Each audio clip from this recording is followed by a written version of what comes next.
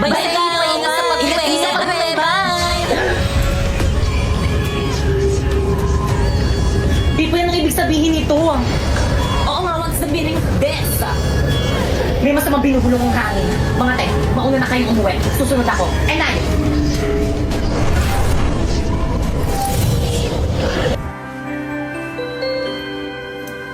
Baka ikaw mo yung bag mo. Thank you na, Apoy. Paano ba yan? Uwian na naman. Hindi na naman kita makakasama. Magkakahiwalay na naman tayo, mahal. Ano ba yan? May na, Apoy. May ba kay Kang? Di man makita sa'yo, pagkat pag-ibig ko'y ito'y laan sa'yo. Apoy ng puso ko.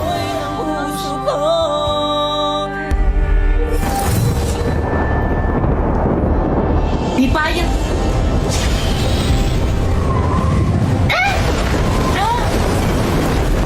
Anong problema mo? Ikaw ang problema ko. Alam mo naman na crush kita, di ba? Bakit ayaw mo akong i-crush back? Di ba may boyfriend na ako si Bakekang? Di wala yun yung tuloy ko tatanggalin. Hindi na mo gamit ang brilyante ng hangin. Sige na, Apoy, subukan mo.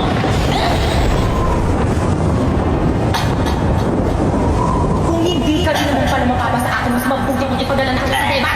May nasasaktan ako. Di ba'y bumabayad na ako? Ano, hindi ko marinig?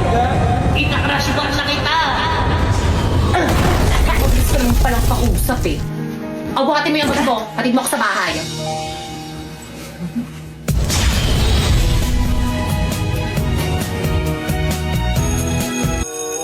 Okay, klase, kakaintindihan ba? Oh, mama. Yes, mama. Thank you, ma. Nabiniglindihan kayo? Okay, dismiss. Pwede na kayo mag-recess. Ayun! Sa isa man mo ko sa CR.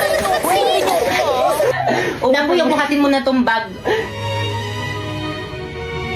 Napoy, anong ibig sabihin nito? Bakit kang hindi na kita mahal? Si Pipay nang mahal ko. Ha? Hotdog! Pero bakit ayos naman tayo kahapon na? Ay naku, Napoy, huwag ka na magpaliwanag dyan. Nagugutom na ako. Tara na.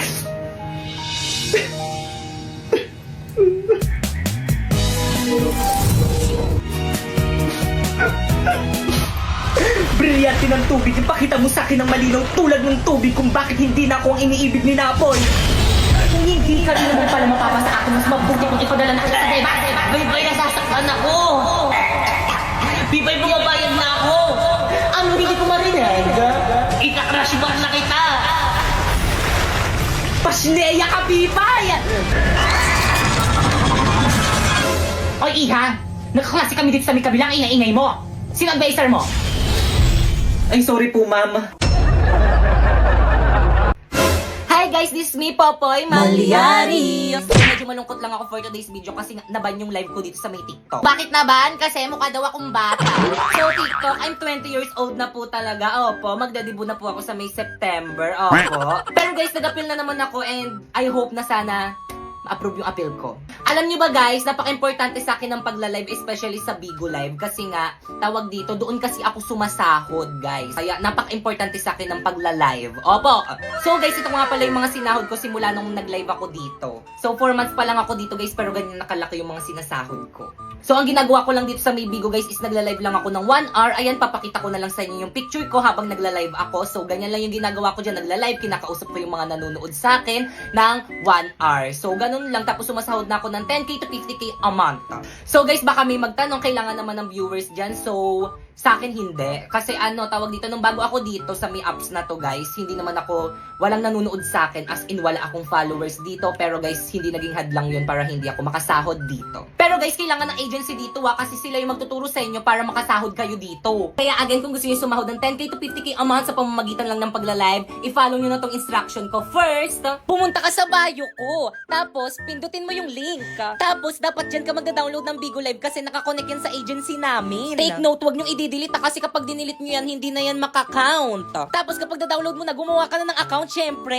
Tapos, i-follow mo ko dito. Ayan yung Bigo ID ko, Popoy Malyari 08. at so ayun, kung maghahanap ka na ng agency, just message me on my Facebook account, Popoy Malyari. Ayan, isend ko sa iyo yung GC kung saan may nagre-recruit ng Bigo Ho. So anong gagawin sa may GC? Mag-send ka lang ng screenshot habang naka-solo live ka sa may Bigo. Tapos yun, tapos na, hintayin mo may magpa-PM sa'yo. Once na pini-PM ka, ibig sabihin approve. Pero kapag hindi ka pina-PM, ibig sabihin decline. Kaya guys, Galingan nyo! So, wala namang part 3. So, guys, yung sinasabi niya dito is yung part 3 ng Encantadia series natin dito sa may TikTok. Actually, tinry ko lang naman siya. Hindi ko naman alam na maraming magkakagusto. So, I love this content na kasi tawag dito, na parang nag-enjoy akong gawin, pero tawag dito kapag i-edit, super tagal niyang i-edit. Grabe, buong magdamag gabi akong nag-edit. Kaya tignan niyo yung eyebags ko, guys. Oh, hindi na kailangan ng pentel pen para magpipay. Pero guys, ito na yung part 3. Abangan nyo na lang bukas. Okay, class, please bring out one sheet of paper. Magkuquiz tayo. Madali! Sino may wallet yung wallet? Sino meron babayaran ko? O, Pipay! Late ka na naman. Anong oras, no? Nagpalit na nga ako. Late ka pa rin. Labas! Ay, sige, pasok ka na pala. Titignan mo ulit na kasi kumati. Ang bagal, oh. Pipay! Yan, Sharpay. Pili naman ako niyang one-whole mo sa isang kondisyon. Ano yung te? Ibigay mo sa akin ang brilyante ng apoy kapalit ng one-whole sheet of paper. Brilyante ng apoy. Ipinagkakalog kita kay Pipay ngayon din.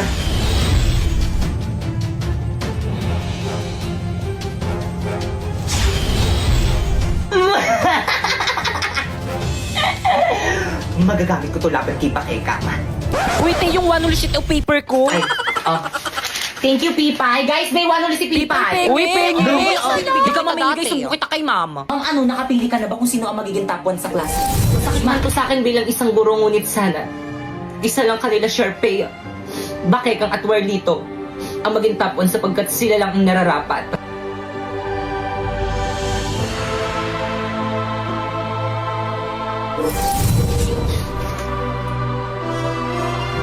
Okay, class, so sasabihin ko na ngayon kung sino ang magiging top 1 kanila, Pipay, Bakekang, Sharpay, or di naman kaya kay Warlito. Handa na ba ang lahat? Hala, sino kaya magiging top 1? Feeling ko ako. Sino kaya magiging top 1? Ako yung magiging top 1. Tara, lapit kayong apat dito sa may front.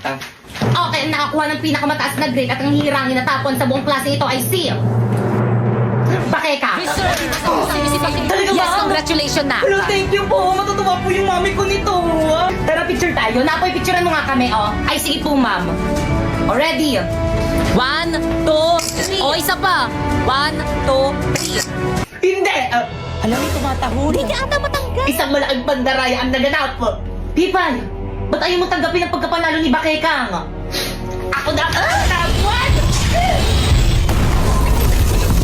1! Wala mo yung certificate ko! Pipay, pikon na ako sa'yo, ah.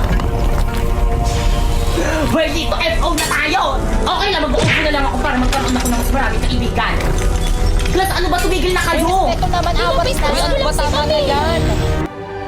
Ma'am, narinig ko kayong dalawa ni Ma'am De La Cruz. Ang sabi mo, ayaw mo talaga ako maging top 1 kahit na mas magaling ako kaysa kay Bakekang! Tama ng pangapi mo sa akin, Pipay. Inagaw mo na nga sa akin sinapoy. Ngayon, pati pa naman itong pagiging top 1 na aagawin mo sa akin. Tanakres na!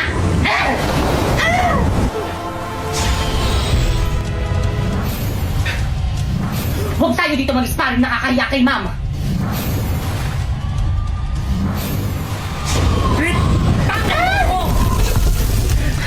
Ang sama mo talaga! Ngayon alam mo na kung bakit hindi ikaw ang pinili ni Ma'am na maging top 1! Manahimik ka!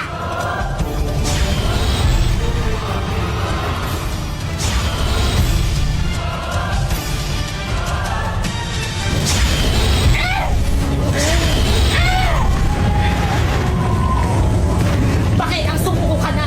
Alam mo mas malakas ako sa'yo para hindi na kita masaktan! Kahit anong mangyari, hindi mo ako mapapasindak sa brilyante mo! Pwes, di ko ka masindak! Ang brilyante ng apoy ni Sharpay? Taksil ka talaga! Paano ba gamitin?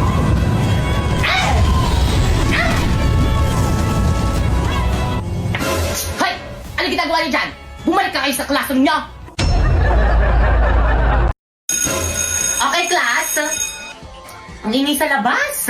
Warlito, halika nga rito. Hala, galit at ano ginawa mo? Hala, lagot ka, te. Ano kayang problema sa'yo? Nabilisan mo ba kapag Papagalatan niya. Di alam mo ba kung bakit? Hindi. Ma'am, bakit po? Kumusta na yung festival dance nyo? Ay, actually, ma'am, Uy, saan na nga ba tayong parts Ano, doon? te? Sa may ano? Wala pa kami nasisimulan. Bakit wala pa? Yung ibang section pa tapos, no? Kayo wala pa? Kayong lahat. Wala talaga kayong pakialam sa mga activity ng school natin, ha? Juanito, lumapit ka sa akin, may ibubulong ako sa'yo. Kapag wala kayong na-present sa akin ng festival dance, alam niyo na kung anong magiging grade niyo sa akin. Okay, class, let's start our discussion. O, di ba discussion na naman? Ma'am, kaya sila nakakapag-practice kasi binibigyan sila ng time ng mga teacher nila para mag-practice. Ikaw, puro ka discussion. Hindi mo naman kasi kami puro ka kasi para mag-practice. Tapos rin naman kami. Ay, sige, class, mag-practice na lang kayo sa labas. Sige. Let's go, guys. Bye po, ma'am. Thank you, ma'am. Bye, ma'am. Bye po. See you tomorrow. Thank you talaga, ma'am. Guys, ano, nasa na iba natin mga classmates? Nasa classroom pa rin. Wait lang daw. Ang tagal naman nila. Totoo. Pero sige, hintayin natin sila. Guys, ano ba? Energy, energy. Ayan na ba yung best nyo? Hala, may mga nagpa-practice rin pala dito sa court. Mas magaling tayo dyan. Okay, guys, energy. Pakita nyo sa iba dyan kung sino talaga tayo.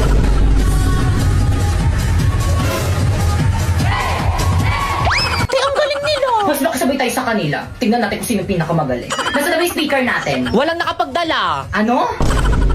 Di ba, lahiramin na lang natin yung speaker ng school. Guys, ready? Ipi-play ko na yung music natin. Respeto po, respeto. May nagpa-practice po dito. Hindi lang po kayo nagpa-practice. Respeto.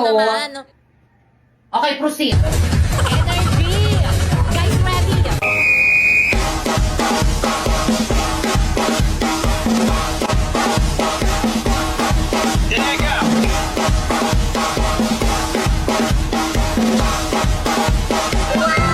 Hala, parang ayoko na sumali. Oo.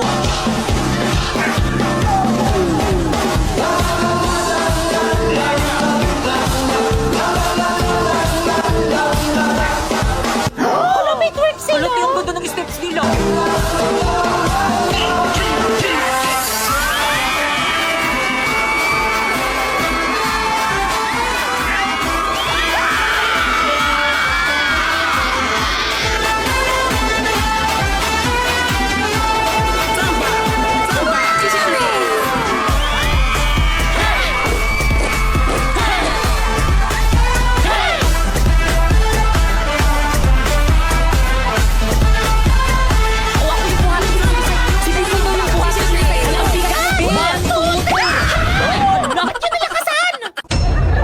Nabalik na ICC niya. So guys, thank you guys kasi nabalik na yung account natin. Actually guys, one day lang naman talaga ako nabandit sa may TikTok. Pero guys, nung nabalik kasi yung account ko, bawal mag-comment, bawal mag-repost, ano pa, bawal i-download yung mga videos ko. Ano pang gagawin ko dito sa may TikTok? In short, ni-restrict ako ni TikTok ng bonggang-bongga. Kaya yun, kaya tinamad ako mag-upload ng content dito. Syempre, 2 days kasi ako gumagawa ng content ko, diba? Tapos ano kapag in-upload ko dito, baka mag-flop lang kasi nga bawal mag-comment, bawal i-repost yung mga videos ko. Syempre masasayang lang yung effort ko, 'di ba? Kaya hinintay ko munang maayos, which is buti na lang maayos na. Thank you TikTok, wag niyo na kasi ako i-restrict, hindi na naman kasi ako underage eh. Alam niyo ba guys, nung nabantong TikTok ko, parang guguho yung mundo ko kasi nga syempre ang dami kong promotion tapos lahat yun mawawala kapag naban yung TikTok ko. Eh di wala na akong pera. Kaya TikTok, wag niyo na ako iban, mabait naman ako eh.